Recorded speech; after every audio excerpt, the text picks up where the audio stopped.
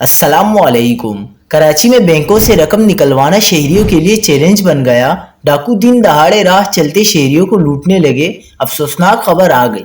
क्या आप हालात हाजरा से आगाही हासिल करना चाहते हैं? खबर के पीछे छुपे असल हकाइक जानना चाहते हैं? तो अभी सब्सक्राइब कीजिए जिलमिल पाकिस्तान को और साथ ही घंटी के निशान पर क्लिक कर दें। आपको बताते चलें कि शेर कायद के अवाम डाकुओं और रहजनों के रहमो करम पर हैं और शहरियों के लिए बैंकों से रकम निकलवाना और बहिफाजत लेकर जाना एक मुश्किल तरीन काम बन गया है।